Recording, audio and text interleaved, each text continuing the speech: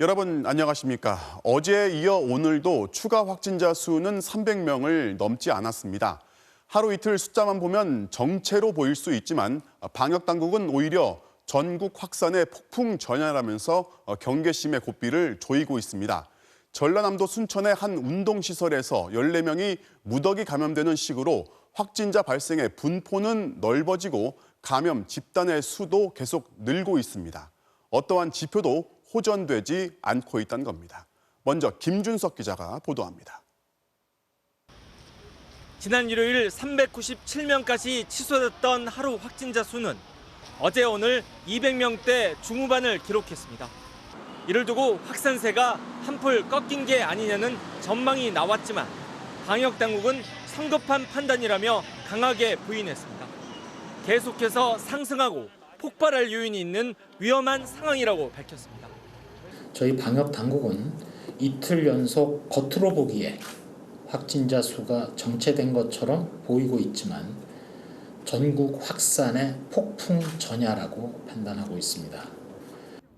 실제로 이번 집단 감염의 핵심이라고 할 수 있는 사랑제일교회의 경우 40명이 추가 확진돼 전체 감염자는 915명으로 1000명 돌파를 앞두고 있습니다.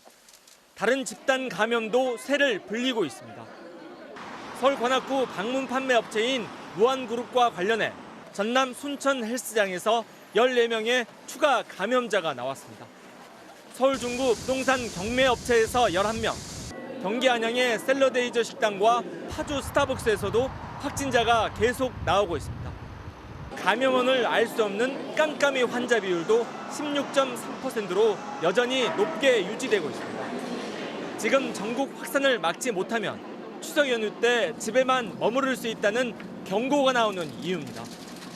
예상할 수 있는 최악의 시나리오를 지금 이 순간 말씀드려서 매우 송구합니다만 만약 정말로 힘든 상황이 온다면 시계를 되돌리고 싶을 순간이 바로 오늘일 것입니다. 정부는 이번 주가 전국적인 코로나19 확산의 중대 고비가 될 것이라고 전망하면서 거리두기 3단계로 가지 않고 확산세를 통제할 수 있도록 방역 수칙을 지켜줄 것을 거듭 당부했습니다. MBC 뉴스 김준석입니다. 광화문 집회에 참석한 70대 여성이 확진된 뒤 종합병원 의사인 아들을 포함해서 일가족 4명이 줄줄이 양성 판정을 받았습니다. 또 광복절 당일에 집회 참석이 아니라 그저 광화문에 다녀왔다가 확진되는 사례도 속출하고 있습니다. 광화문 집회에서 출발한 연쇄 감염이 시작된 겁니다. 신정현 기자가 보도합니다. 청주에 사는 70대 여성 A씨는 지난 15일 서울 광화문 집회에 참석했습니다. 엿새 뒤 코로나19 확진 판정이 나왔습니다. 밀접 접촉한 가족들이 진단검사를 받아보니 남편과 딸, 아들, 손자 등 일가족 4명까지 줄줄이 양성 판정을 받았습니다. 특히 40대 아들은 청주 성모병원 의사로 어머니를 만나고 확진 판정을 받기 전 이틀간 외래 진료를 본 것으로 알려졌습니다. 진료받으신 분 80명 중에서 검사를 지금 다 진행은 하고 있는데 한 60여 분이 음성 판정을 받았습니다. 나머지 분은 지금 진행 중에 있고 2차 감염은 가족들뿐만이 아니었습니다. A씨와 같은 교회 다니는 교인 1명도 확진돼 1명이 무려 5명을 감염시킨 걸로 추정됩니다. 지난 15일 집회 참가를 위해서가 아니라 그저 광화문을 다녀왔을 뿐인 사람들의 확진도 속출하고 있습니다. 서울 양천구 주민은 광복절에 광화문의 한 카페를 방문한 것 외에는 다른 감염 경로가 드러나지 않고 있습니다. 청주에 사는 한 60대도 광복절에 뮤지컬을 보러 서울 세종문화회관을 찾았다가 확진된 걸로 알려졌습니다. 광복절 서울 도심 집회와 관련해 확진된 사람은 현재까지 모두 193명. 이 가운데 집회에 참석하지 않았는데 가족과 지인 등을 통해 N차 감염된 사람이 벌써 25명에 이릅니다. 집회에 투입됐다 확진된 경찰관도 7명으로 늘었습니다. 확진자 본인뿐 아니라 가족과 주변인들까지 위험에 빠뜨리면서 광화문 연쇄 감염의 파장이 커지고 있습니다. MBC 뉴스 신정현입니다. 상황이 이런데도 광복절 집회 참석자 중 내가 검사를 왜 받아야 하냐면서 검사 자체를 거부하는 이들이 서울에만 아직 1,000명이 넘습니다. 또 연락이 아예 안 되는 참석자도 수백 명인데요. 결국 서울시가 경찰과 함께 집으로 찾아가기로 했습니다. 남효정 기자입니다. 요즘 방역 관계자들은 전화기를 들기가 두렵습니다. 광화문 집회 참가자들과 어렵게 통화가 연결돼 검사를 받으라고 설득하려 하면 반말로 대답이 돌아오고 내가 왜 검사를 받아야 하느냐고 버럭 화를 내는 일도 다반사입니다. 서울의 한 구청 관계자는 집회 참가자가 모욕적인 말을 해 녹음을 하겠다고 했더니 그냥 끊어버렸다고 하소연합니다. 광화문 집회 참가자 가운데 이렇게 진단검사를 거부하고 있는 서울 시민은 1,000명이 넘었습니다. 진단 계획이 없는 시민은 1,219명으로 진단검사를 받도록 계속 독려하도록 하겠습니다. 전화로는 한계에 부딪힌 서울시는 연락이 안 되는 774명에 대해서는 이번 주 안에 직접 찾아가기로 했습니다. 방문에는 경찰도 동행하기로 했습니다. 인천에서는 광복절 집회 당시 기지국 정보에는 678명이 접속한 것으로 파악됐지만 이보다 1,000여 명이나 많은 1,687명의 관련인이 검사를 받은 것으로 드러났습니다. 집회를 전후해 위치 추적 방지를 위해 반드시 출발 전에 휴대전화에 전원을 끄라는 공지가 현장에서 실제로 이행됐던 것으로 보입니다. 방역당국이 파악한 기지국 접속자 중에서는 334명이 아직 검사를 받지 않았습니다. 실제 광화문 집회에 참석한 인원조차 정확히 파악되지 않고 있는 상황이 감염 확산 차단에 최대 걸림돌이 되고 있습니다. MBC 뉴스 남효정입니다. 네, 서울만 사정이 이런 게 아닙니다. 광화문 집회에 참석한 교인들 명단을 달라고 하자 교도소에 가더라도 못 준다고 버티던 충북 충주의 한 교회가 있는데요. 경찰이 오늘 압수수색을 벌였습니다. 정재영 기자가 보도합니다. 신도가 10여 명인 충북 충주의 작은 교회. 마스크를 쓴 형사들의 압수수색이 한창입니다. 지난 광복절 전세버스 5대에 나눠 타고 광화문 집회에 참석한 144명의 명단을 확보하기 위해서입니다.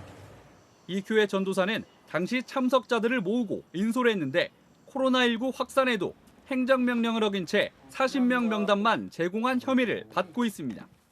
앞선 경찰 조사에선 명단을 파쇄했다고 주장했지만 참석자 명단으로 추정되는 문서가 여럿 발견됐습니다.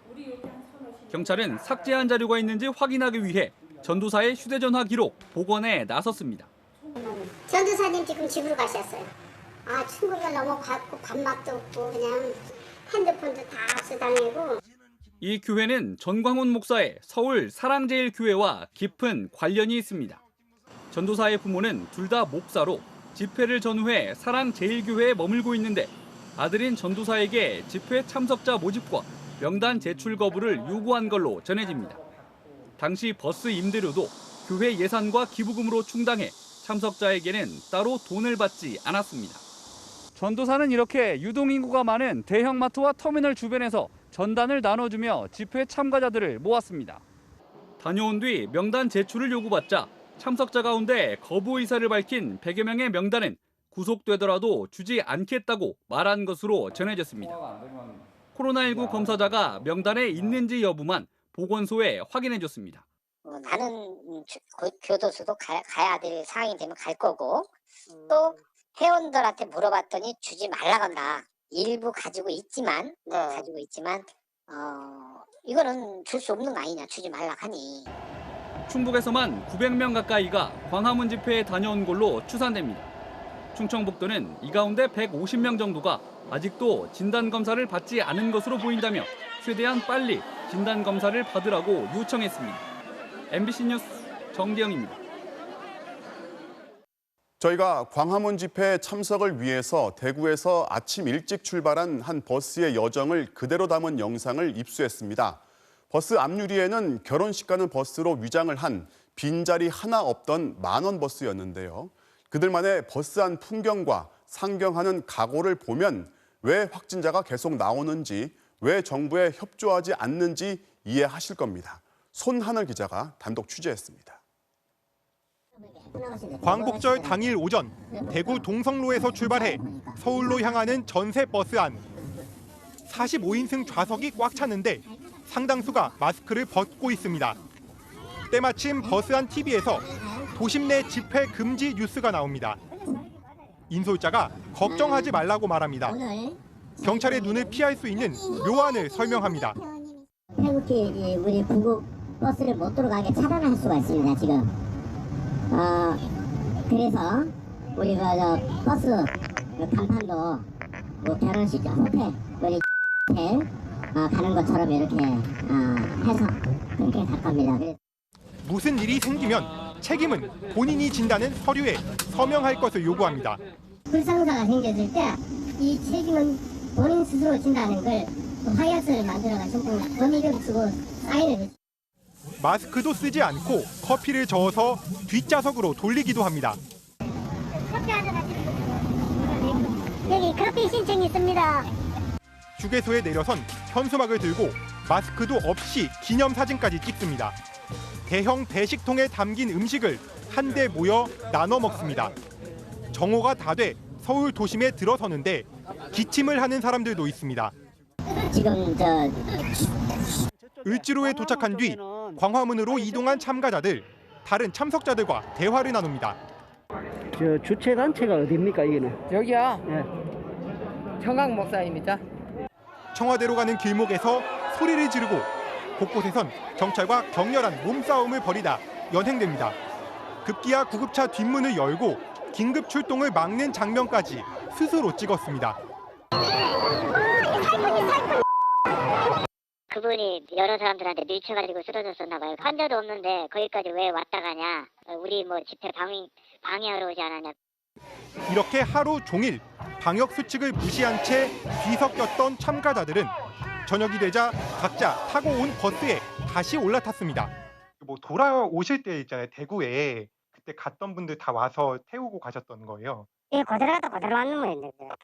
사랑제일교회와 무관한데도 도심 집회와 관련해 감염된 사람은 벌써 200명에 육박하고 있습니다. MBC 뉴스 손하늘입니다. 어제 대전과 세종시를 담당하는 온라인 매체의 기자 1명이 확진되면서 세종시장과 국회의원 6명이 격리됐다고 보도해 드렸는데요. 이 지역의 또 다른 온라인 매체 기자가 확진 판정을 받으면서 대전시 공무원이 대거 검사를 받고 격리됐고 행정에도 차질이 불가피해졌습니다. 이승섭 기자가 취재했습니다.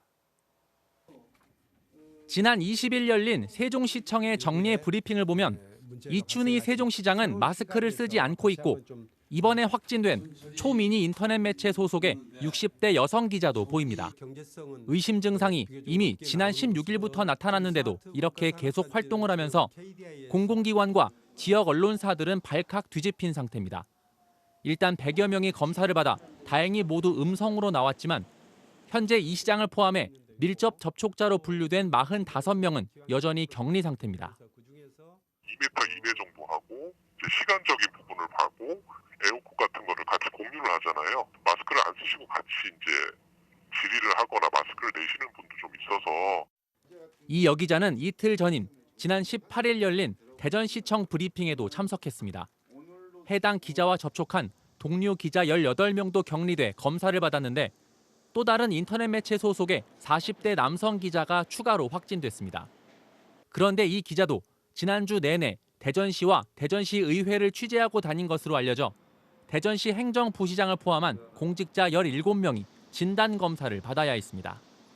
대전과 세종의 공직자 사이에서 코로나19 확진 환자는 나오지 않았지만 지역 언론인에서 비롯된 이딴 접촉자 발생과 격리로 시정 차질이 현실로 다가오고 있습니다. 대전시의 방역을 총괄하는 보건복지국장이 밀접 접촉자로 격리된 가운데 대전시는 청사 방역을 사회적 거리 두기 3단계 수준으로 강화했습니다. 직원의 3분의 1에 대해 순환 재택근무를 실시하여 직원 간 접촉을 최소화하면서도 세종시는 행정수도 완성, 충청권 민관정협의회 출범식이 연기되는 등 업무가 줄줄이 차질을 빚고 있습니다. MBC 뉴스 이승섭입니다. 이번 확산세에 특히 우려되는 건 고령자가 많다 보니 중환자도 빠르게 늘고 있는 겁니다. 그런데 어제만 해도 수도권의 중환자 여유 병상이 7개뿐이었는데요. 병상의 숫자도 숫자이지만 꼭 필요한 환자에게만 병상을 내어주는 효율적인 관리가 중요해 보입니다. 김윤미 기자가 취재했습니다. 현재까지 산소호흡기를 낄 정도로 위중한 수도권 확진 환자는 30명입니다. 이들은 일단 수도권 내 음압시설이 갖춰진 중환자실로 입원했습니다. 하지만 문제는 지금부터입니다. 수도권에서 운영 중인 중환자실 병상 수는 모두 85개. 이 중 대부분이 코로나와 다른 질병 환자들로 채워져 사용 가능한 병상은 단 7개 남았습니다. 지난 15일 광복절을 기점으로 사랑제일교회와 광화문 집회발 감염이 퍼지면서 병상 부족의 적신호가 켜진 겁니다. 가장 많은 사람들이 중환자실에 입원되어 있는 상태가 될 때는 8월 30일 전후일 것 같습니다. 방역당국은 일단 세브란스와 아산병원, 성모병원 등 대형 종합병원의 협조를 얻어 중환자용 51개 병상을 긴급 확보했습니다. 추가적으로 다른 수도권 대학병원이나 종합병원에 대해서도 중환자를 위한 병상 운영이 가능한지를 점검을 하고 있습니다. 이와 함께 감염자 가운데 고령자 비율이 많고 중증 환자가 얼마나 더 폭증할지 모르는 만큼 기존 입원 환자들에 대한 전면 재분류 작업에도 착수했습니다. 증상이 가볍다면 중환자실에서 일반 병실로, 무증상이거나 완치 단계로 가고 있다면 퇴원시키거나 생활치료센터 등으로 옮길 계획입니다. 전문가들은 입원 중인 환자 1,200명 중 1,000명 정도는 생활치료센터로 옮겨도 된다고 보고 있습니다. 불필요한 입원을 줄이고 중증 환자 위주로 병상을 배정해 의료 자원을 효율적으로 운영한다는 방침입니다. MBC 뉴스 김유미입니다. 네, 이런 가운데 의사 정원 확대에 반대하는 전국 의사 총파업이 하루 앞으로 다가왔습니다. 전공의들에 이어서 동네 병원들까지 가세하는 대규모 파업인데요. 의료 현장의 대혼란이 고스란히 환자들의 피해로 이어지고 있습니다. 이기주 기자가 취재했습니다. 사흘 뒤 유방암 수술을 받을 예정이던 김모 씨는 어제 저녁 병원으로부터 입원하지 말라는 통보를 급하게 받았습니다. 어제 낮에는 입원할 때 준비해야 되는 준비물이나 안내 문자를 받아서 일정상의 차질 없이 진행되는가 보다라고 안심하고 있었는데 급한 환자들은 먼저 한다고 하더라고요. 전공의들의 총파업으로 수술이 기약 없이 연기됐기 때문입니다. 그 사이에 병이 커지지는 않을까 불안한 마음이에요. 코로나 뉴스보다 사실 파업에 대한 뉴스가 더 불안감을 키웠어요. 이처럼 전공의들이 먼저 파업에 들어간 대형 병원에 파행이 잇따르면서 환자 피해가 속출하고 있습니다. 서울대병원은 하루 최대 170건에 이르던 수술 일정을 어제는 40%로 줄인 데 이어 오늘과 내일은 각각 절반 수준으로 축소 진행하기로 했습니다. 신촌 세브란스 병원과 아산병원 등 다른 대형 병원들도 환자들의 수술 일정을 조정하고 있지만 2, 3주 미뤄진 수술 일정조차 예정대로 진행될지 미지수입니다. 일부 대학병원에선 응급실 중환자를 받지 못하는 일도 일어나고 있습니다. 이런 상황에서 내일부터 사흘간 제2차 전국의사 파업이 시작됩니다. 대학병원 전공의와 전임의는 물론 동네 병원 의사들까지 참여하는 대규모 파업에 의료계 내부에서도 자성의 목소리가 나오고 있습니다.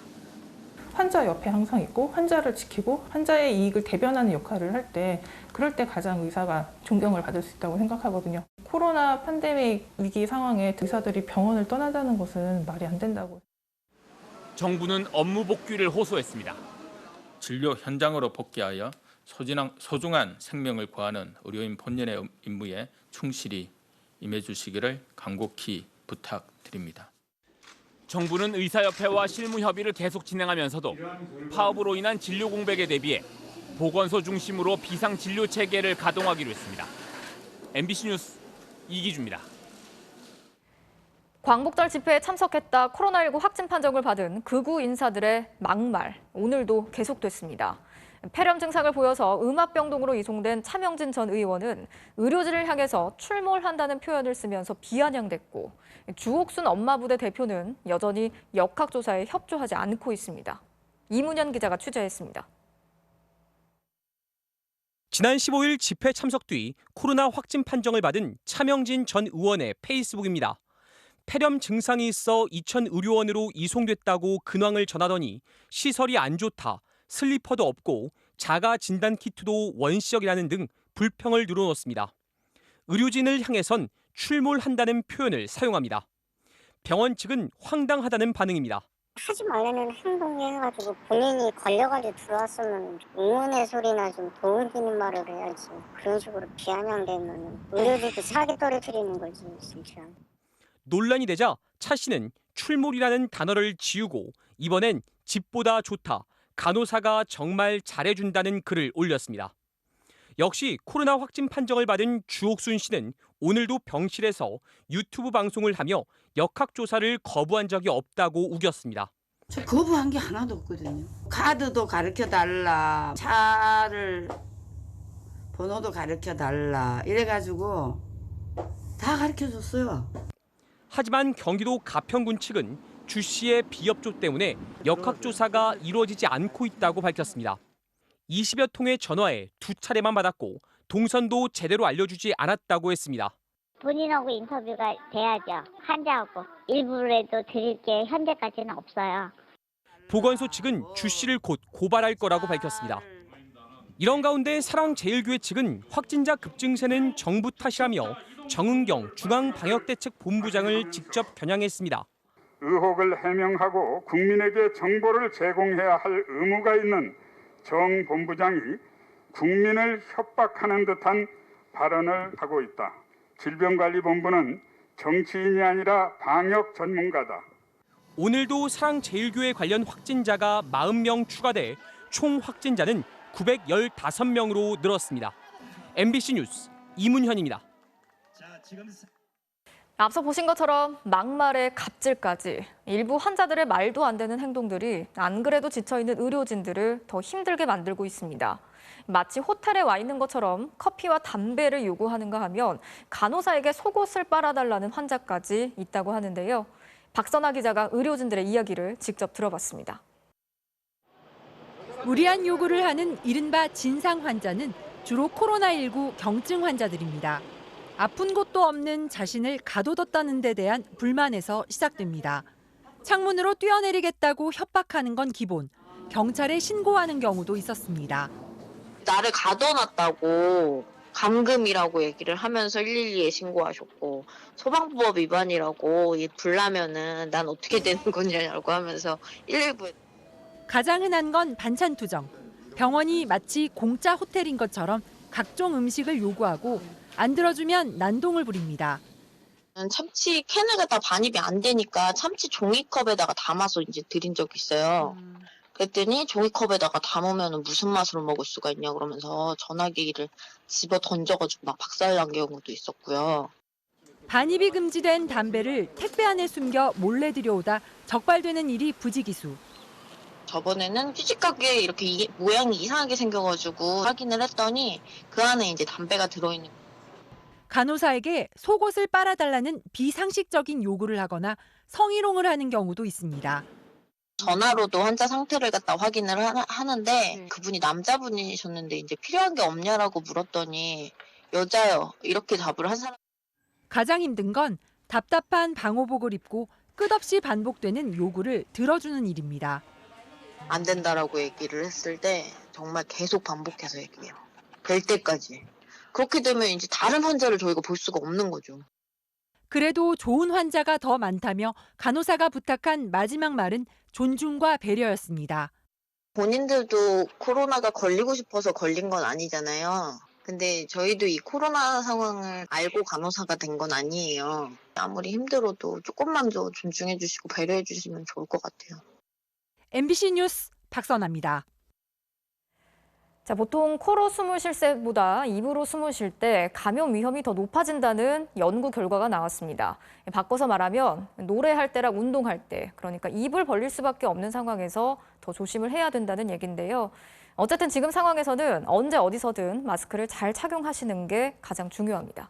전동혁 기자가 전해드리겠습니다. 코로나19 확산 초기이던 지난 2월 충남 천안의 줌바 댄스 실내 운동시설에선 모두 123명의 확진자가 쏟아졌습니다. 신천지와 일부 요양기관을 제외하면 당시 가장 큰 집단 감염 사례였습니다. 최근 확진자가 무더기로 발생하고 있는 교회 소모임과 식당, 카페 관련 집단 감염. 환자를 직접 치료한 의료진들은 그때나 지금이나 이들 감염된 집단 사이엔 공통점이 있다고 설명합니다. 대화, 노래, 심한 운동 모두 호흡할 때 코보다는 입으로 숨쉬게 돼 바이러스에 더 취약했다는 겁니다. 입으로 숨을 들이쉴 때는 입의 입구가 코보다 더 넓고 흡입 속도도 더 빠르고 따라서 더 많이 바이러스가 폐로 코로 들이마신 공기는 필터 역할을 하는 코를 거치고 병원체를 즉시 공격하는 1차 면역기관인 편도선과 점액층에서 바이러스를 걸러내지만 입으로 마신 공기는 곧바로 폐로 들어간다는 설명입니다. 그만큼 중증으로 발전할 가능성도 높습니다.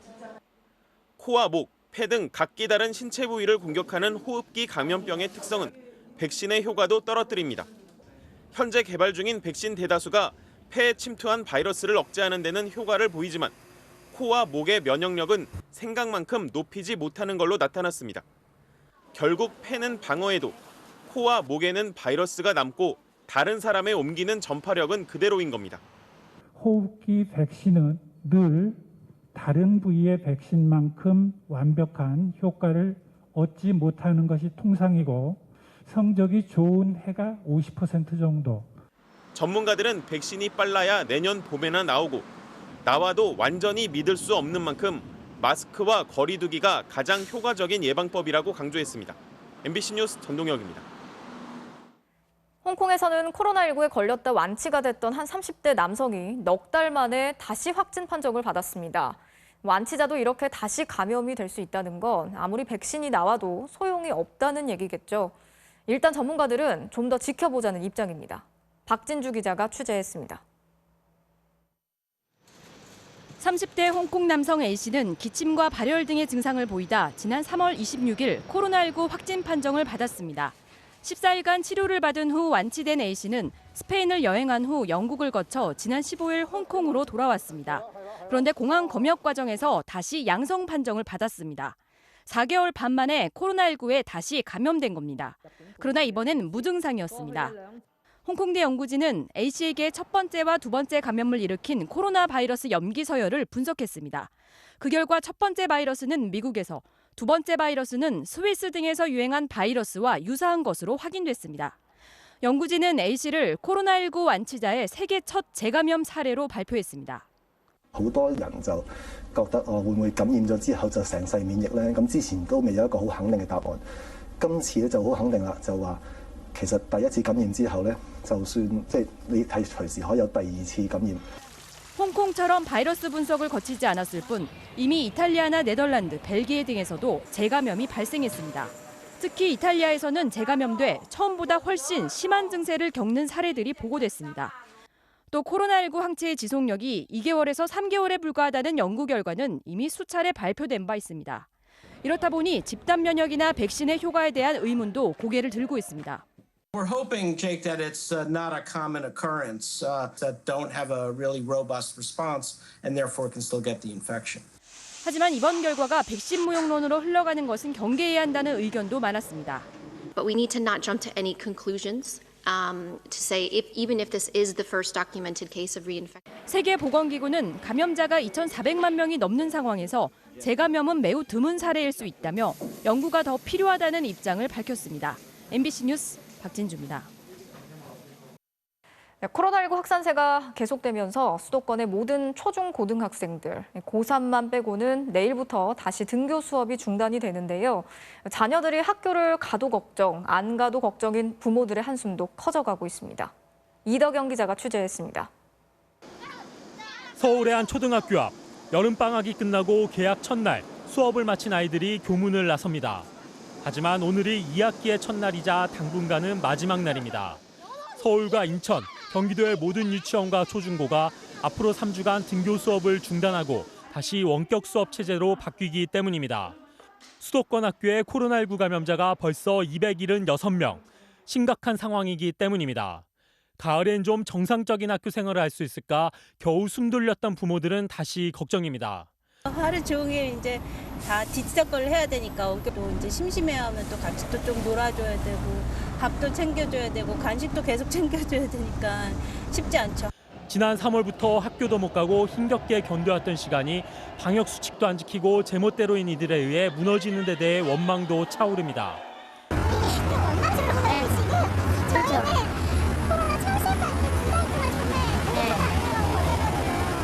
오늘로 수능까지 꼭 100일을 남기고 있는 고3 수험생들도 불안하긴 마찬가지. 입시가 코앞이라 고3들만 등교 계약은 유지하기로 했지만 수시 전형에 필요한 생활기록부를 채우긴 힘든데 대학들은 코로나란 특수 상황을 입시에 어떻게 반영할지 계속 우왕좌왕입니다. 대학에서 이제 계속되는 그 전형 방법들을 변화시키는 것보다는 빨리 이제 우리는 이렇게 할 거다 이렇게 확실한 대답을 해줬으면 좋겠고. 국회에 출석한 유은혜 교육장관은 12월 3일 수능을 예정대로 추진하겠다면서도 거리두기가 3단계로 격상되고 코로나19가 대유행할 경우에 대비해 비상입시 대책도 준비하고 있다고 밝혔습니다. MBC 뉴스 이덕영입니다. 제8호 태풍 바비가 한반도를 향해 올라오고 있습니다. 내일 오후에 제주 근처를 지나서 서해상으로 북상할 것 같은데요. 강력한 태풍이란 걸 증명하듯이 제주에서는 벌써부터 태풍의 힘이 감지되고 있습니다. 현장을 연결합니다. 자, 박성동 기자. 자, 벌써부터 바람이 꽤 부는 것 같습니다. 네, 그렇습니다. 이곳은 날이 저물면서 바람이 점차 강하게 불고 있습니다. 비는 아직까지는 쏟아지고 있지 않은데요. 하지만 강한 바람이 몰아치면서 태풍이 가까이 다가오고 있음을 느낄 수 있습니다. 바다의 물결은 무척 높아진 상태입니다. 높은 파도가 방파제를 넘어올 듯 연신 방파제를 넘고 있는 모습을 볼 수 있습니다. 제8호 태풍 바비는 현재 제주 남서쪽 340km의 해상까지 근접해 제주는 강풍 반경 안에 들어왔습니다. 오늘 밤 9시를 기해 제주도 전역과 전 해상에 태풍특보도 발효됐습니다.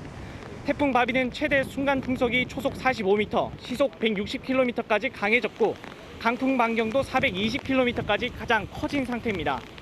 북상하는 속도도 시속 10km로 느린 탓에 오랫동안 머물면서 많은 피해를 줄 것으로 우려되고 있습니다.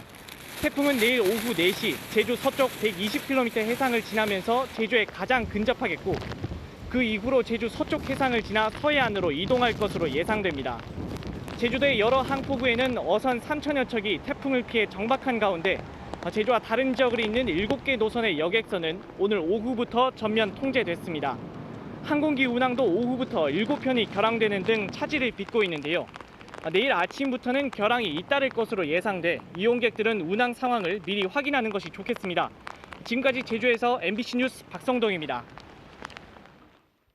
지금의 이동 속도라면 태풍 바비는 내일 저녁부터 수도권에 직접 영향을 줄 것으로 보입니다. 역대 가장 강한 바람을 동반했다고 하니 단단히 대비해야겠습니다.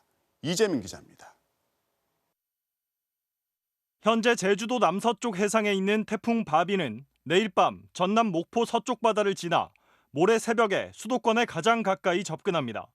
문제는 바람입니다. 한반도가 태풍 위험 반원인 오른쪽에 있어 내일 서해안과 제주도에는 순간적으로 시속 200km가 넘는 바람이 불 수 있습니다. 사람이나 바위가 날아가고 건축물이 부서질 수 있는 색입니다. 서해 내륙 지역은 시속 120km가 넘는 바람으로 지붕이 날아가거나 허술한 집은 무너질 수 있고 경상북도와 강원도에서도 순간 시속 70km 이상의 강풍으로 간판이 떨어질 수 있습니다. 태풍 바비의 순간 최대 풍속은 역대 1위인 2003년 매미와 같은 수준으로 2000년 프라피룬이나 루사, 차바, 그리고 지난해 링링보다도 강합니다. 현재 강도는 매우 강으로 발달한 태풍 바비는 세력을 유지한 채 서해안을 따라 북상하고 있어 한반도 전체가 강한 영향을 받게 됩니다. 제주도와 전라도, 지리산 부근에 300mm, 경남 남해안과 경북 내륙엔 150mm, 그 밖의 지역엔 30에서 100mm까지 비가 내릴 걸로 보입니다. 고수원 지역을 지나 매우 강한 태풍으로 북상하는 가운데 태풍으로 인한 강한 바람이 지형과 부딪히는 전라도와 제주도, 지리산 부근에는 최대 300mm의 매우 많은 비가 예상됩니다. 기상청은 태풍이 황해도 내륙에 상륙하는 모레까지 영향을 받을 수 있다며 공사장과 철탑, 전기시설이나 가건물 근처는 될수록 피하고 천막 형태가 많은 코로나19 선별진료소도 일시적으로 철거하거나 단단히 묶어둬야 한다고 당부했습니다. MBC 뉴스 이재민입니다. 미국에서 이웃의 싸움을 말리던 흑인 남성이 아들 셋이 보는 앞에서 경찰관이 쏜 총을 7발이나 맞았는데 기적처럼 목숨을 건졌습니다. 대신 경찰관의 인종차별성 대응을 두고 미국 사회가 또다시 분노하고 있습니다. 워싱턴 박성호 특파원이 보도합니다.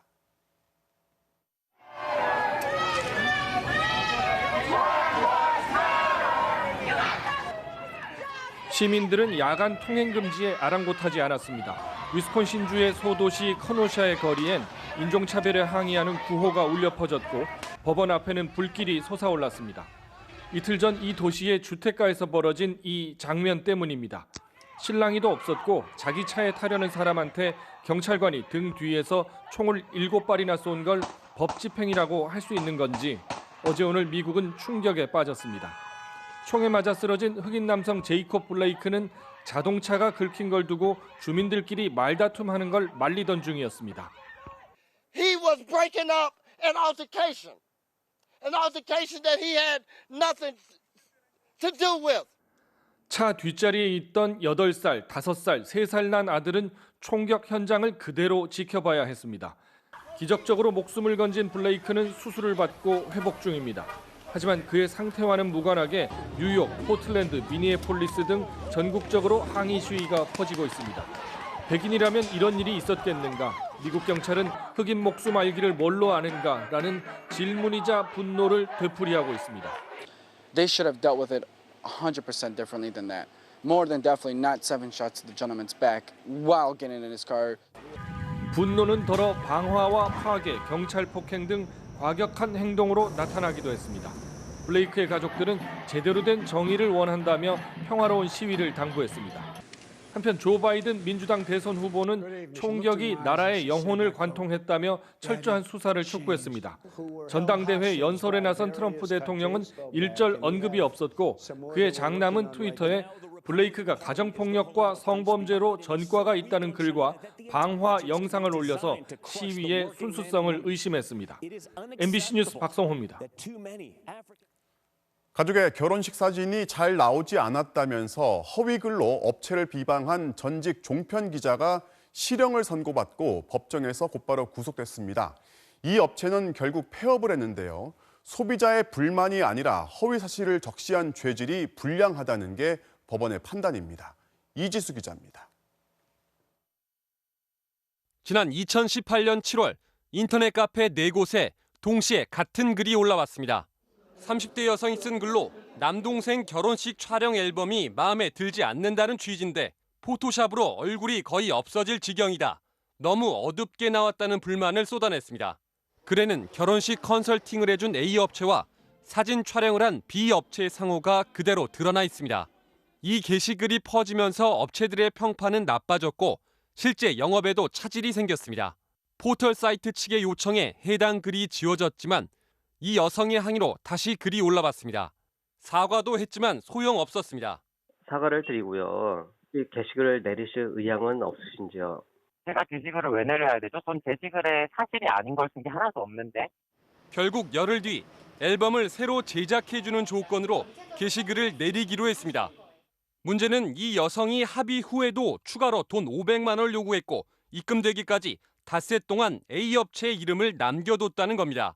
게다가 기존 게시글을 수정해 마치 웨딩 컨설팅 업체인 A 업체가 촬영을 직접 했던 것처럼 꾸몄습니다. 합의 과정에서 보인 A 업체 측 태도가 마음에 들지 않는다는 이유였습니다. 또다시 글이 퍼지면서 업체 측은 결국 폐업을 결정했습니다. 그 여자가 난도질한 다음에 6개월 만에 폐업 결정했어요.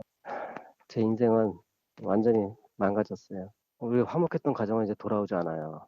업체 대표는 전직 종합편성 채널 기자였던 이 여성을 업무방해와 명예훼손 등의 혐의로 고소했고 수원지방법원은 지난 20일 이 여성에게 징역 8개월을 선고하고 법정 구속했습니다. 법원은 소비자의 지위에서 거래상의 불만을 제기하는 것처럼 포장해 허위 사실을 적시했다며 죄질이 매우 불량하다고 설명했습니다. MBC 뉴스 이지수입니다.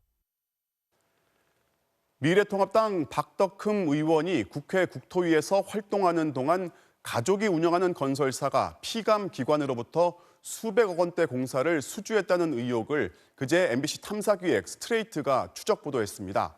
현역 국토위 의원의 가족회사가 관급 공사를 수주했다는 이해 충돌의 문제를 제기한 건데요. 박 의원이 결국 국토위에서 물러나기로 했습니다. 먼저 이준범 기자입니다. 민주당 원내지도부 회의에선 이례적으로 특정 야당 의원의 실명과 함께 거취 문제가 거론됐습니다. 삼선 의원으로 지난 6년간 국회 국토교통위원회에서 활동한 미래통합당 박덕흠 의원을 겨냥한 겁니다. 지금 즉시 국토교통위원회에서 다른 상임위원회로 사보임할 것을 미래통합당 박덕흠 의원과 조영 원내대표께 간곡히 당부드립니다. 문제가 된 건 MBC 스트레이트가 방송한 박 의원 일가의 공사 수주 의혹입니다. 박 의원 일가족이 운영하는 건설사들이 서울시로부터 공사를 따내고 기술 사용료를 받는 등 이득을 취했는데 그 배경에 박 의원이 국회 국토위원으로서의 지위를 이용한 의혹이 있다는 겁니다. 국토위 소속인 범여권 의원 17명도 박 의원의 국토위 사임을 촉구하고 나섰습니다. 특정 상임위의 권한을 이용하여 가족 등 특수관계인에게 특혜와 이익을 제공한 심각한 사건에 해당될 수 있습니다. 앞서 박 의원은 지난 2014년 강남 재건축 특혜 3법에 찬성표를 던졌는데 보유한 강남 아파트 두 채 값이 법 통과 이후 73억 원 오른 것으로 알려진 바 있습니다. 이해 충돌 논란이 확대되자 박 의원은 국회 국토교통위원회를 떠나겠다고 밝혔습니다. 동료 의원들 또 더 이상 우리 당이 부담을 지울 수 없다는 그런 생각이 들어서 제가 어제 사실은 사보임 요청을 했었습니다. 박 의원은 다만 의정 활동을 하는 동안 사리사욕을 위해 권한을 사용한 적이 없다며 언론 보도에 왜곡된 부분이 많아 법적 대응을 하겠다고 밝혔습니다. 통합당 주호영 원내대표는 MBC와의 통화에서 박 의원의 요청에 따를 계획이라며 두세 자리를 두고 조정해야 해서 조금 시간이 걸릴 것이라고 말했습니다. MBC 뉴스 이준범입니다.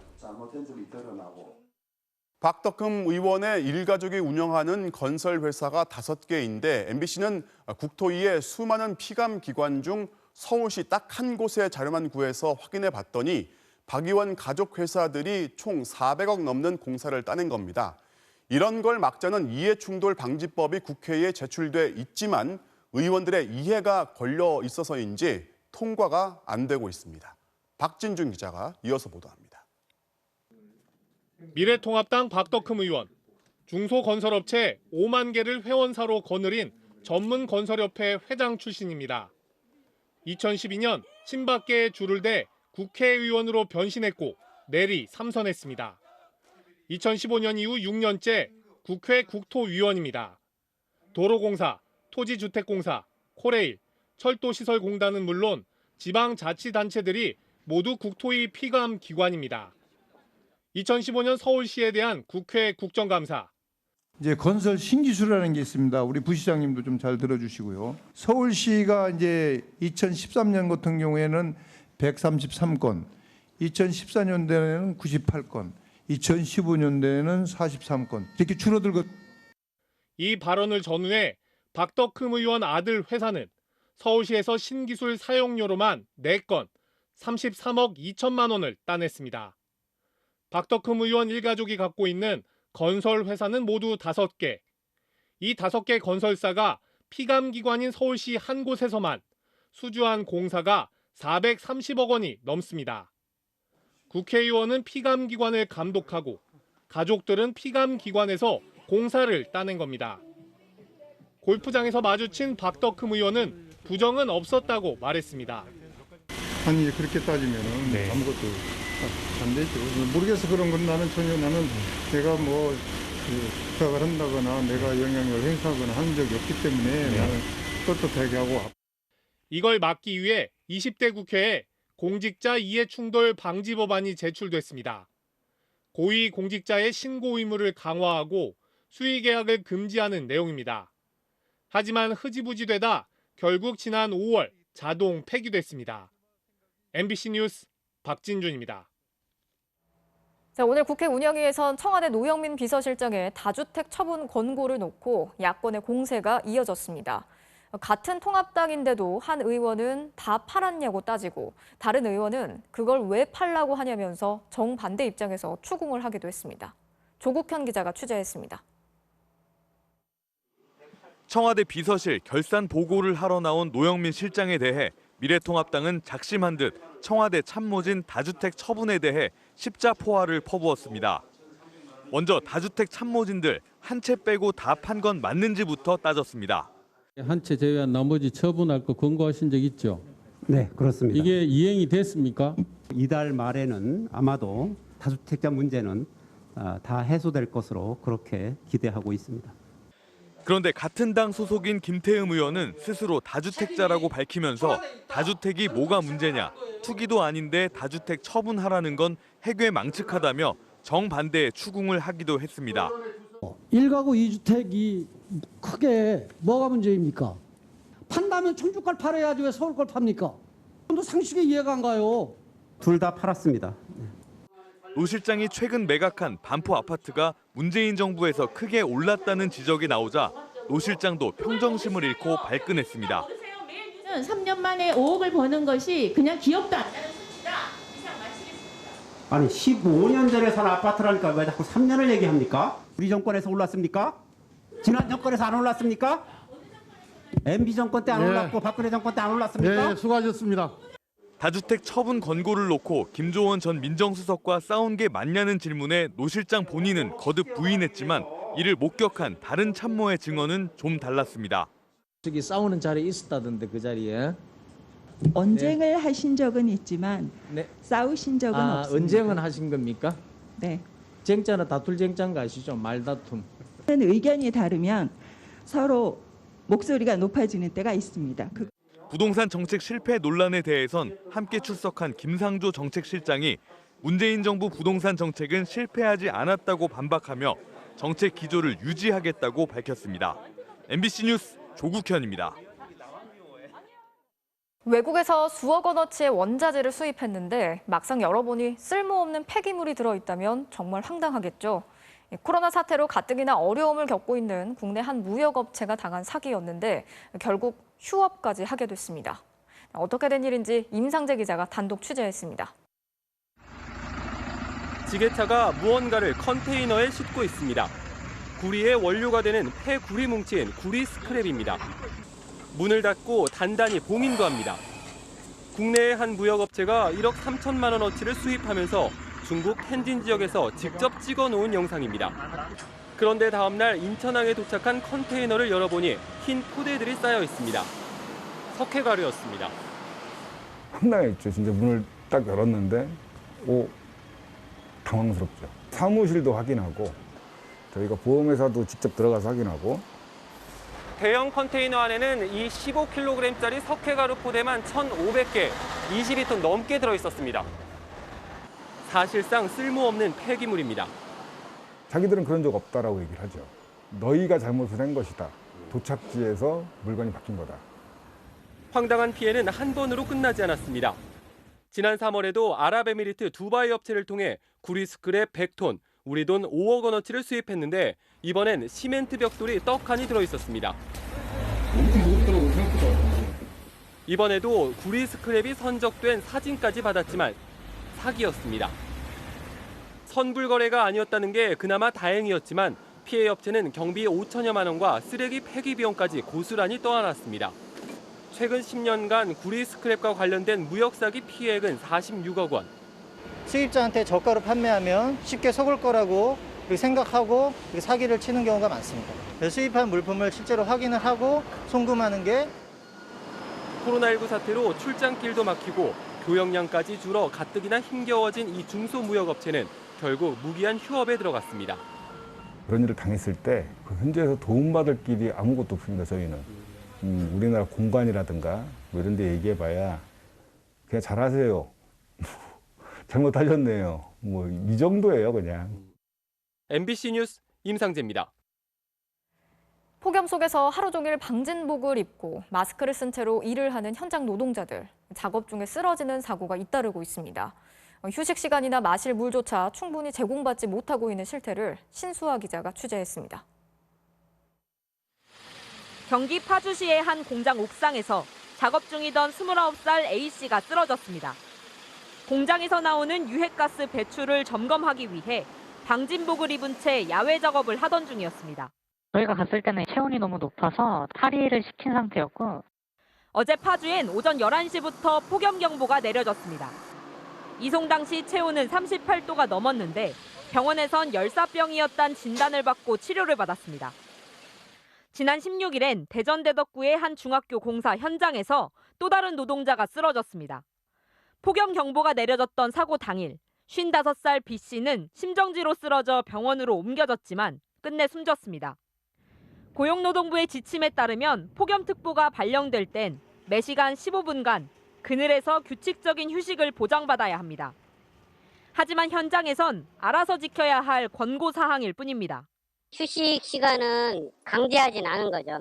힘들 때 쉬어서 하라 이 정도로 얘기했다는 것 같아요. 현장 소장은. 코로나19에 폭염까지 덮친 건설 현장을 찾아가 봤습니다. 오늘 오후 서울 관악구의 한 아파트 공사장.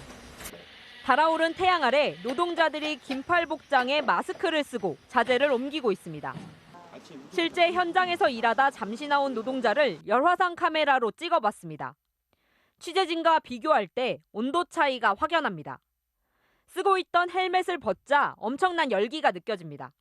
숨이 답답하니까 또 힘든 일을 하다 보니까 숨 차는 경우가 많이 있어요. 그럴 때 하면은 한 몇 배는 더 힘들어요. 야외 노동자들이 폭염 대책으로 요구하고 있는 건 물과 그늘 그리고 휴식입니다. 하지만 건설 노동자 463명을 대상으로 실태를 조사했더니 폭염으로 작업 중단이나 단축을 경험한 노동자는 72명, 15%에 불과했습니다.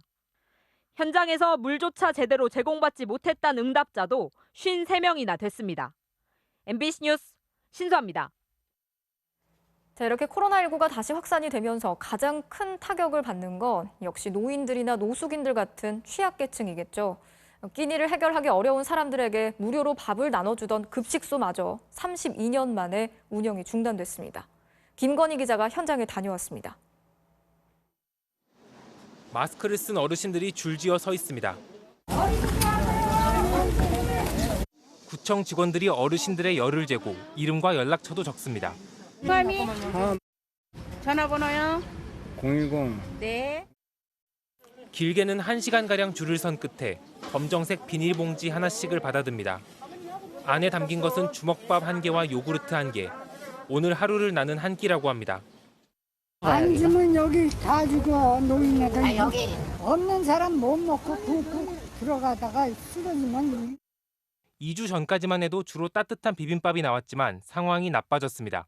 원래 이곳 급식소는 한 번에 40명 정도가 들어와서 식사를 할 수 있는 공간이었는데요. 보시다시피 지금은 이렇게 정리돼 있고 코로나19 확산으로 인한 거리 두기로 식사를 할 수 없는 상태입니다. 결국 길에서 주먹밥을 나눠주는 것으로 바뀌었는데 내일부터는 이마저도 끊길지 모릅니다. 강화된 사회적 거리 두기로 구청 측에서 무료 배식 중단을 조심스럽게 타진했기 때문입니다.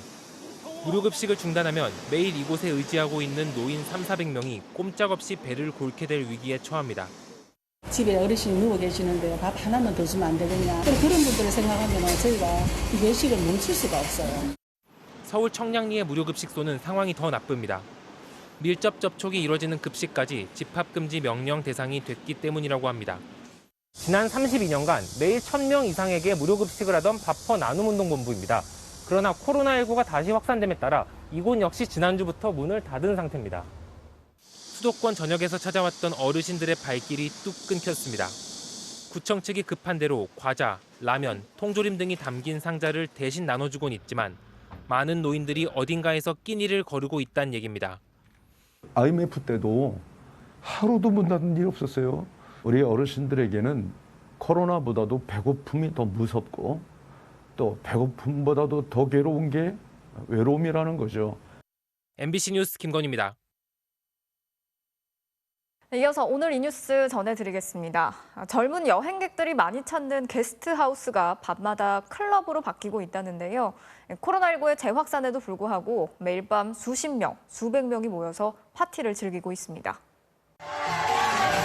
신나는 음악, 화려한 조명, 그 속에서 정신없이 춤추는 사람들. 클럽이냐고요? 믿기지 않겠지만 이곳은 게스트하우스입니다. 비교적 저렴한 숙박 비용과 여러 사람들을 만날 수 있어 젊은이들에게 인기를 끌고 있는데요. 이제는 밤마다 열리는 이른바 개합 파티로 더 뜨겁습니다. 온라인에서 게스트하우스 홍보글을 보면 파티는 필수. 코로나19에도 매일 열리는 파티에 매일 만실입니다. 이번 주에도 하는 거죠? 매일이요. 매일이요? 네, 매일. 저 지금 성수기가 평일에 늦게도 다 차서요, 사람만. 게스트하우스 측은 방역을 철저히 하고 있다고 목소리를 높였습니다. 발열이 높으신 분은 아예 출입 자체가 불가능해서 크게 걱정 안 해주시고 이제 마스크 착용하시고 드실 때는 이렇게 턱 밑으로 그냥 내려놓으시고. 하지만 마스크를 제대로 착용한 사람은 찾아보기 힘듭니다. 코로나19 재확산 고비였던 지난 주말에도 사람들이 다닥다닥 붙어서 먹고 마시고 춤을 췄습니다. 100명 이상 모여야만 파티를 연다는 곳도 있었습니다. 게스트하우스 파티는 밀집, 밀접, 밀폐, 산밀환경으로 헌팅포차나 감성주점처럼 감염 위험이 높은 시설에 해당합니다. 하지만 아직 고위험 시설로 분류되지 않았죠. 방역 사각지대라는 목소리가 커지자 정부는 이용 인원 제한과 사전 예약제 운영 등 추가 조치를 취하겠다고 밝혔지만 불안감은 가시지 않고 있습니다. 누구도 감염으로부터 자유로울 수 없는 위험한 상황입니다. 가능한 한 집에 머물러 주시고 사람을 만날 때는 항상 마스크를 써주시는 두 가지를 거듭 요청을 드립니다. 오늘 이 뉴스였습니다.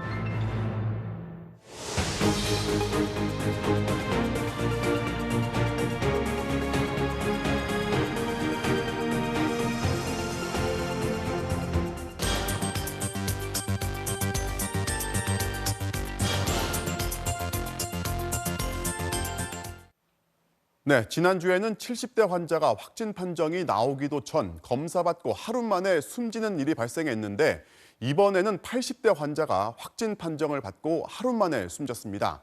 결국 기저질환이 문제인데요. 코로나19는 이렇게 고령 환자에게 치명적입니다. 이재욱 기자입니다. 충북 보은에 사는 89살 A씨가 코로나19로 확진된 지 하루 만에 숨졌습니다. 평소 심혈관 질환 등 기저질환으로 거동이 불편했지만 확진 당시 고열 등 코로나19 관련 증상은 없었습니다. A씨는 최근 병문안을 다녀간 인천 갈릴리 장로교회 목사인 아들 내외가 확진된 이후 밀접 접촉자로 분류돼 검체 채취 검사를 받았습니다. 평상시에도 몸 상태가 좋지 않던 80대 노인이 코로나19 감염 이후 급격히 더 악화된 것으로 추정됩니다. 증상은 없었어요. 좀 기저질환도 있으시고 하셔서 집에 거의 누워 계시던 분이셔요. 이렇게 검사 하루 만에 숨진 사건은 지난 20일에도 있었습니다. 경기 남양주의 70대 여성이었는데 무증상에 가까운 상태에서 진단검사를 받았는데 불과 하루 만에 증상이 급격히 악화돼 숨졌습니다. 노년층이 코로나19에 더 취약한 주된 이유는 떨어진 면역력입니다. 이미 앓고 있는 각종 기저질환이 코로나19 감염 이후 중증으로 발전하는 경우가 많고 바이러스 자체도 더 증식할 수 있는 환경이 만들어지기 때문입니다. 코로나19 감염된 노인분들에서 사망률이 급격하게 높아진다. 이거는 저희 나라나 아니면 전 세계적으로 보고가 많이 되고 있는 내용입니다. 지금까지 코로나19로 숨진 국내 사망자 가운데 70대 이상이 247명으로 전체 사망자의 80%에 가깝습니다. 연령별 확진자 가운데 사망자 비율도 30대는 1%가 채 안 되지만 70대는 7%, 80대는 22%가 넘습니다. 전문가들은 노년층일수록 외출을 삼가고 마스크 착용, 손 씻기로 감염 자체를 막는 것이 최선의 치료라고 말합니다. MBC 뉴스 이재욱입니다. 전라남도 순천의 한 운동시설에서 14명이 무더기로 확진 판정을 받았습니다. 이에 앞서 이 지역 선별진료소의 보건소 직원이 확진됐는데요.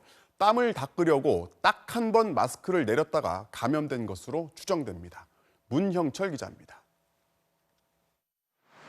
전남 순천의 한 대학교 건물. 1층부터 7층까지 통째로 폐쇄됐습니다. 이 건물 헬스장 회원인 40대 여성을 시작으로 오늘은 다른 회원 14명이 한꺼번에 확진 판정을 받았습니다. 최초 감염자로 추정되는 이 여성은 매일 오전, 오후 2차례씩 헬스장에서 운동했는데 CCTV 확인 결과 마스크는 착용하지 않은 상태였습니다. 바이러스 잠복 기간 동안 이 여성과 같이 헬스장을 이용했던 회원만 290여 명. 대형마트와 약국 등 순천 전역에서 확인된 접촉자 수는 400명이 넘어 확진자는 더 늘어날 수 있습니다. 밀접 접촉이 있었을 거 아니에요, 그죠? 그렇죠. 외출 자제하시고 우리 정확한 통보 나올 때까지 집에서 대기하시라고. 그런데 헬스장 집단 감염의 연결고리는 확진자 40여 명이 나온 서울의 방문 판매업체 무한그룹입니다. 무한그룹 설명회에 다녀온 지인과 식사하는 동안 40대 여성이 감염됐고 다시 헬스장에 바이러스를 전파한 것으로 추정됩니다. 방역당국은 최근 일주일 순천에서 확진된 30명 모두를 무한그룹발 감염자로 보고 있습니다. 이처럼 확진자가 급증하면서 5,000명 넘는 사람들 대상으로 검체 채취가 이뤄졌고 이 과정에서 순천시 보건소 직원 1명이 확진됐습니다. 두꺼운 방호복을 입은 채 밤샘 근무를 마친 뒤 잠시 마스크를 벗고 땀을 닦는 순간 감염된 것으로 추정됩니다. 잠시 마스크를 벗고 땀을 닦던 보건직 공무원도 확진 판정을 받았습니다. 새 일선에서 코로나19와 사투를 벌이고 있다는 사실을 잊지 말아 주십시오. 이 공무원은 다른 확진자와 겹치는 동선도 전혀 없는 것으로 파악돼 레벨 D 방호복도 한순간에 뚫릴 수 있다는 점에 당국은 당혹해하고 있습니다. MBC 뉴스 문형철입니다. 휴대전화 부품 공장에서 일하다 갑자기 시력을 잃은 청년들이 있습니다. 치명적인 유독물질 메탄올에 장시간 노출된 탓인데요. 사업주들은 그저 비용이 싸다는 이유로 이 위험한 물질을 쓰게 하면서도 위험성을 알려주지도 번듯한 보호장구를 챙겨주지도 않았습니다. 그래서 우리는 일회용 컵처럼 버려졌다고 말하는 이들. 그런데 최근 법원이 이들이 시력을 잃게 된 건 100% 사업주 탓이라는 판결을 내렸습니다. 곽동건 기자가 보도합니다. 3년 전 스위스 제네바에서 열린 35차 UN 인권이사회. 29살 청년 김영신 씨가 연단에 섰습니다. 오른쪽 눈이 보이지 않는 김 씨는 연설문을 담담하게 읽어내려갔습니다. I lost my eyesight and got brain damage in making your cell phone. We are using an abandoned just like a disposable paper cup. 2015년 1월 27살이던 김 씨는 부천의 한 공장에 파견돼 일했습니다. 김 씨가 담당한 건 알루미늄을 깎아서 스마트폰의 버튼을 만드는 공정. 겨우 2주 남짓 일했을 즈음 김 씨는 갑자기 눈이 침침해지고 숨이 가빠지는 증상을 느꼈다고 하는데요. 병원 치료를 받았지만 시신경에 염증이 생겼고 끝내 오른쪽 눈 시력을 완전히 잃고 말았습니다. 비슷한 시기 인천의 다른 공장에서 동일한 업무에 투입됐던 전정훈 씨도 김 씨와 똑같은 일을 겪었습니다. 일을 한 지 4개월쯤 되던 2016년 1월 전 씨에게도 이상한 증상이 나타난 겁니다. 오후쯤 되니까 몸이 몸살처럼 추워가지고 도저히 안 되겠어서 좋다 하고 근데 나오는 도중에 갑자기 안 보이는 거예요. 동생 말로는 잠시 화장실에 쓰러져 있었다고. 전 씨도 결국 양쪽 눈 시력을 잃어버렸습니다. 날벼락처럼 찾아온 실명. 공장에서 금속을 깎을 때 발생하는 열을 식히려고 썼던 메탄올이 화근이었습니다. 메탄올은 들이마시거나 피부로 흡수되면 눈에 심한 자극을 줄 수 있고 장기간 반복해서 노출되면 중추신경계와 시신경에 치명적인 손상을 일으킵니다. 이 때문에 메탄올을 다룰 땐 안전장비를 철저히 갖춰 세심한 주의를 기울여야만 하는데요. 그러나 이 두 청년은 자신들이 수시로 뿌리던 물질이 메탄올이라는 사실조차 알지 못했고 그걸 마시면 죽을 수 있다는 말도 들어본 적이 없었습니다. 보호장비를 받자 마스크, 일회용 마스크. 그게 뭐 보호해야 되는 필요성을 몰랐고 그때 당시에는. 그냥 인체에는 아무 상관없을 줄 알았죠. 이렇게 인체에 치명적인 메탄올을 공장에서는 왜 굳이 써왔을까요? 알고 보니 단지 돈을 아끼기 위해서였다고 합니다. 효과가 똑같은 메탄올 대신 에탄올을 쓰면 사람에게 아무 해가 없지만 그 비용이 2배 이상 든다는 겁니다. 메탄올 실명 사고는 전 세계에서도 1960년대 이후론 아예 보고조차 된 적이 없는 후진적인 산업재해라고 합니다. 부끄럽게도 우리나라는 메탄올로 눈을 잃은 사람이 최근 5, 6년 새 7명이나 되고 모두 20, 30대 파견 노동자들이었는데요. 이런 재해를 일으키고도 실형을 받은 사업주가 단 한 명도 없다는 현실에 피해자들은 절망하고 있습니다. 형사 재판 할 때 그런 식으로 이야기를 하더라고. 벌금도 100만 원밖에 안 내고 뭐 사람이 3명이나 뭐 죽어야 뭐 구속된다 이런 식으로 이야기도 하고. 피해를 입은 김 씨와 전 씨는 사업주들의 책임을 직접 묻겠다며 지난 2016년 손해배상 소송을 냈습니다. 그러나 사업주들은 이 재판에서조차 피해자들에게도 과실이 있다면서 책임을 70%로 깎아달라고 주장하기도 했습니다. 너가 마신 거 아니냐, 너가 일부러 분사한 거 아니냐 이런 식의 얘기들이 있었고 여기서도 메탄올 사업주들이 계속해서 그런 얘기를 했었는데 3년 9개월에 걸친 법정 다툼 끝에 최근 1심 재판부는 사업주들에게 모든 책임이 있다며 피해자들의 손을 들어줬습니다. 사업주들이 피해 노동자에게 각각 10억 원씩을 배상하라고 판결한 겁니다. 재판부는 사업주들이 제대로 된 배기 장치를 하고 보호구를 지급하기는커녕 노동자들에게 메탄올의 유해성조차 알려주지 않았다고 지적했는데요. 이는 노동자들에 대한 보호 의무를 저버린 불법 행위라고 못 박았습니다. 현재 형사처벌이 워낙 낮기 때문에 사업주에게 상대적으로 이제 민사적인 책임이라도 져서 산재 노동자를 좀 더 신경 쓸 수 있는 이제 사회 문화가 좀 확산될 수 있지 않을까. 노동자의 목숨이나 신체와 맞바꾼 탐욕. 당장 감옥엔 안 가더라도 금전 배상의 형식으로 남아 일종의 단죄가 이뤄질 수 있다는 선례로 남은 겁니다. 김 씨와 전 씨 말고도 다른 피해자들 3명이 비슷한 소송을 진행 중인데요. 노동자의 인격권을 일회용 컵처럼 취급한 사업주들이 잘못의 대가를 어떻게 치를지 지켜보겠습니다. MBC 뉴스 박동건입니다. 술을 마시고 운전을 하다가 사고를 냈을 때 보험사에 내야 하는 자기부담금이 크게 올랐다는 소식을 전해드린 적 있는데요. 그런데 이 부담금을 내지 않고 무작정 버티고 있는 운전자들이 한 해 3,000명이 넘는다고 합니다. 강나림 기자가 취재했습니다. 신호를 무시한 채 달려와 맞은편 차들을 줄줄이 들이받는 차량.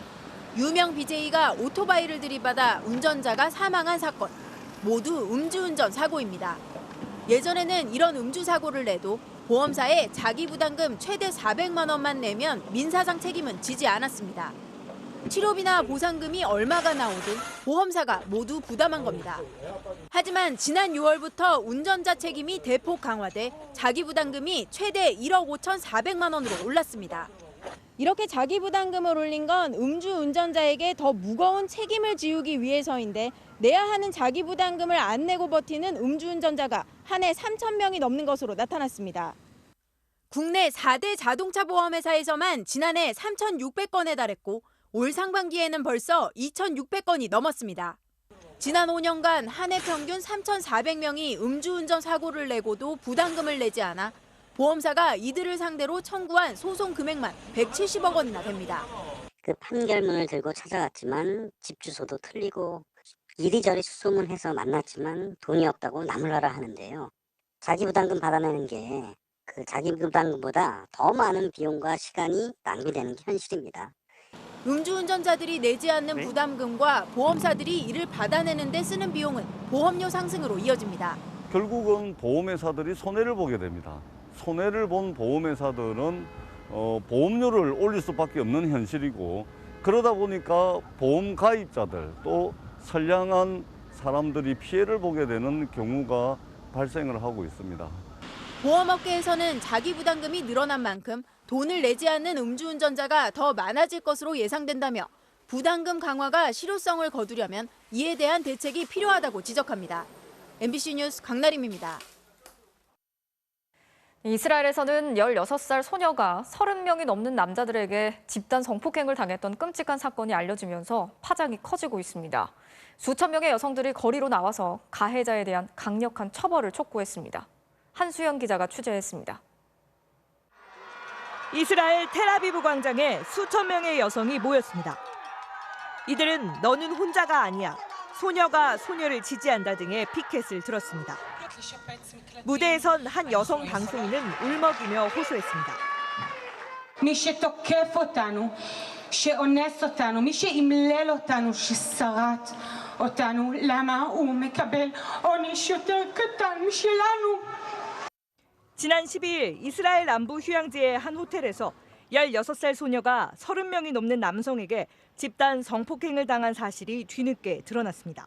טבע הדברים קשה מאוד, היא במצב נפשי לא פשוט. אנחנו מלווים אותה ותומכים בה בליווי רשויות הרווחה וכל הגורמים הרלוונטיים. 당시 술에 취해 정신을 잃은 피해자는 일면식도 없는 남성 30여 명에게 집단 성폭행을 당했는데 호텔 CCTV에는 가해 남성들이 줄을 서서 차례를 기다리는 모습까지 찍혀 이스라엘이 발칵 뒤집혔습니다. לנסות לעשות שינוי, כי זה פשוט לא הגיוני מה שקורה ואיך זה קורה עדיין ונורא עצוב, נורא מתסכל ומפחיד. 베냐민 네타냐후 이스라엘 총리는 트위터에 인륜에 반한 범죄라며 반드시 정의의 심판을 받게 해야 한다고 올렸습니다. 국민적 분노가 확산되면서 텔아비브의 해변에서는 여성 운동가들의 요구에도 철거되지 않던 성차별적 벽화가 18년 만에 지워졌습니다. 벽화는 수영복 차림의 두 남자가 여자 탈의실을 훔쳐보는 그림으로 여성들의 비판을 받아왔습니다. 이스라엘 경찰은 30여 명의 용의자 중 현재까지 12명을 붙잡아 조사하고 있습니다. 이 중 9명이 미성년자로 확인됐습니다. And an intensive investigation is continuing. No doubt there will be more suspects that will be arrested in one of the most severe cases that have taken place in Eilat. 하지만 용의자들은 합의된 관계였다며 혐의를 부인하고 있는 것으로 알려졌습니다. MBC 뉴스 한수연입니다.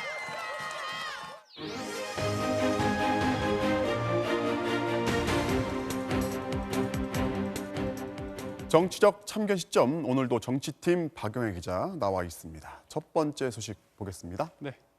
노영민, 내 아파트값 MB 때도 올랐다. 자, 노영민 대통령 비서실장, 자, 강남 아파트를 뒤늦게 내놓은 걸 두고서 똘똘한 한 채는 지키려고 한다. 이런 논란을 불러왔는데 네. 오늘 국회 나와서 이 집값을 두고서 항변을 좀 한 것 같아요. 네, 오늘 통합당 김정재 의원이 이 노영민 실장의 아파트, 강남 아파트 차익을 집요하게 물고 늘어지면서 네. 결국 또 고성이 오고 갔는데요. 그 설전부터 먼저 들어보시죠. 네. 평균 집값 모르세요? 매일 뉴스에 나오지 않습니까? 숫자 모르세요? 뭐 한 10억 정도 될 것 같습니다. 알면서 왜 모른 척 하십니까? 뭐 합니까? 여기서 장난하자는 거예요, 지금? 지금 장난한다는 게 무슨 말입니까? 이 자리에서 마십시오. 지금 제가 장난합니까? 늘 장난을 해왔습니다. 제가 언제 장난을 했습니까? 자, 청와대 비서실장한테는 3년 만에 5억을 버는 것이 그냥 기억도 안 나는 수치다. 아니 15년 전에 산 아파트라니까 왜 자꾸 3년을 얘기합니까? 그 아파트 값이 올랐으면 우리 정권에서 올랐습니까? MB 정권 때 안 올랐고 박근혜 정권 때 안 올랐습니까? 자, 뭐 삼선 의원 출신이라서 그런지 뭐 야당 의원들 공격에 뭐 흔들리지 않아요. 네, 뭐 부동산 정책에 대한 입장도 확고했습니다. 노영민 실장은 부동산 정책의 효과가 서서히 나타나고 있다고 주장을 했고요. 네. 다른 경제부처 장관들도 비슷한 입장을 밝혔습니다. 계속해서 들어보시죠. 네. 무주택자가 저한테 물어봅니다. 지금 집 사야 됩니까? 영혼까지 끌어서 총 돈을 사야 됩니까? 저는 뭐 개인적으로 앞으로 더 떨어져야 된다고 생각을 합니다. 그래서 판단을 잘 해야 되지 않을까 생각이 듭니다.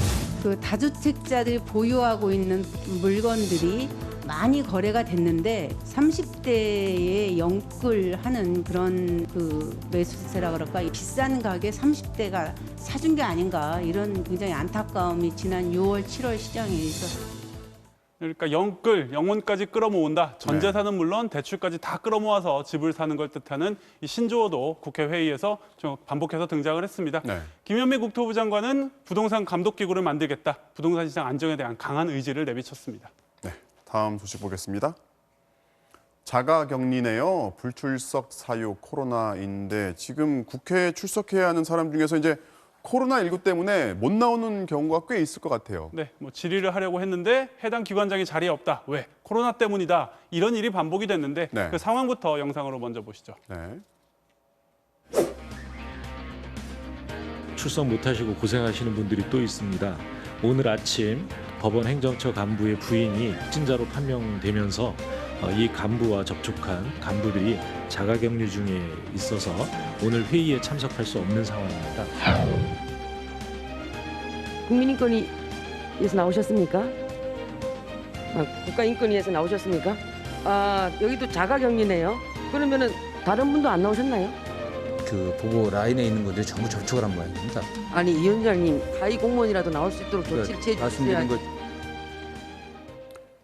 국회가 이제 코로나19 대책도 대책이지만은 이제 의원들이 이제 개인 방역을 잘 하는지 지켜보는 사람들이 많잖아요. 네. 잘 지키는 편입니까? 사실 그런 것 같지는 않습니다. 어제만 해도 이 국회 회의 중계 방송을 보던 시민들이 마스크를 좀 제대로 쓰라고 항의 전화를 했다고 하는데요. 네. 그렇다면 오늘은 좀 상황이 달라졌는지 영상으로 확인해 보시죠. 네. 좀 부족했던 것 같고 이제 우리는 정치국가 수고 많다는 얘기 많이 했죠. 일부 시청하시는 국민들로부터 의원이나 또 기관장님들이 마스크를 착용하고 있지 않냐 이런 항의 전화가 온 것 같습니다. 좀 불편하시더라도 가능한 한 마스크 착용하고. 여기는 고용부의 체감 실험을 하고 차이가 문화들이 완성. 정부가 중간에서 확인해 주시는 거죠, 총리님. 예, 통일 규정으로 돼 있다. 신경 옳지 않겠냐. 네, 국토위에서는 지금 회의실에 머물고 있는 사람이 50명을 넘는다, 아니다, 넘지 않는다 이렇게 회의 도중에 인원수를 확인하는 일도 벌어졌습니다. 네. 지난 총선 때 선거 유세와 투표하는 모습을 바꿔놨던 코로나19가 21대 국회 회의하는 모습도 바꿔놓고 있습니다. 네, 오늘은 여기까지 듣겠습니다. 지금까지 박영회 기자였습니다.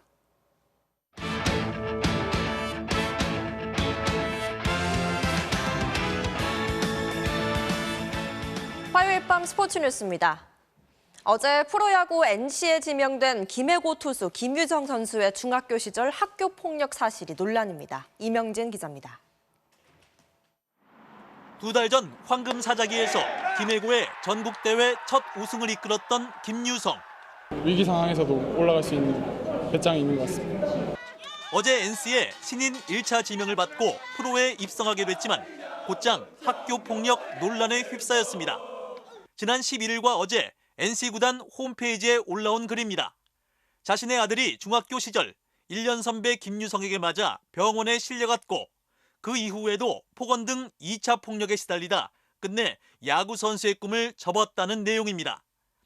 피해 학생 어머니는 MBC와의 통화에서 김유성이 당시 폭력 건으로 창원지방법원에서 40시간 봉사 명령을 받았고 피해자인 아들은 도망치듯 전학을 간 이후 정신과 치료까지 받으며 고통 속에 지냈지만 김유성 측으로부터 지금껏 단 한 번도 사과를 받은 적이 없다고 밝혔습니다.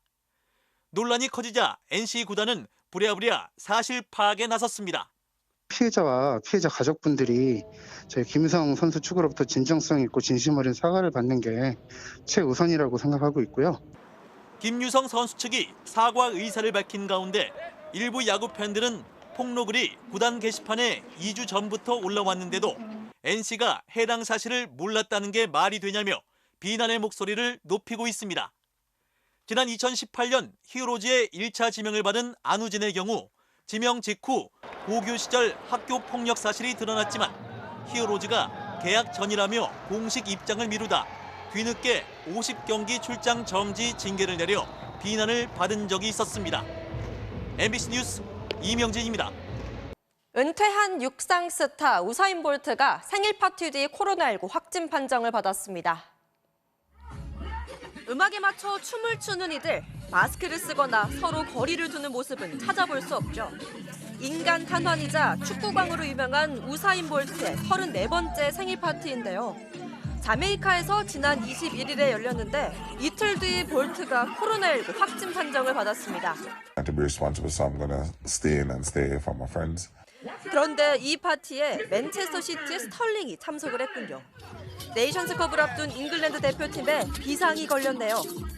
시즌 처음 선발 출전한 이승우 선수. 골대를 살짝 비켜간 이 슈팅이 너무 아쉬웠고요. 박스 안에서 상대 선수 둘을 제치고 발에 걸려 넘어졌는데 이건 헐리우드 액션으로 경고를 받았습니다. 아쉽지만 다음엔 더 좋은 경기 기대할게요. LA 레이커스가 코비 브라이언트의 날에 대승을 거두고 플레이오프 2회전 진출을 눈앞에 뒀네요. 화요일 밤 스포츠 뉴스였습니다.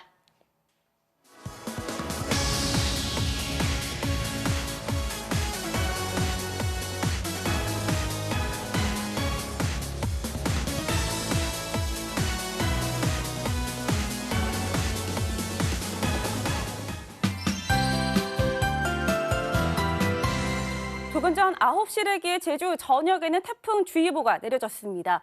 태풍 바비는 지금 서귀포 남서쪽 약 370km 부근 바다까지 올라왔습니다.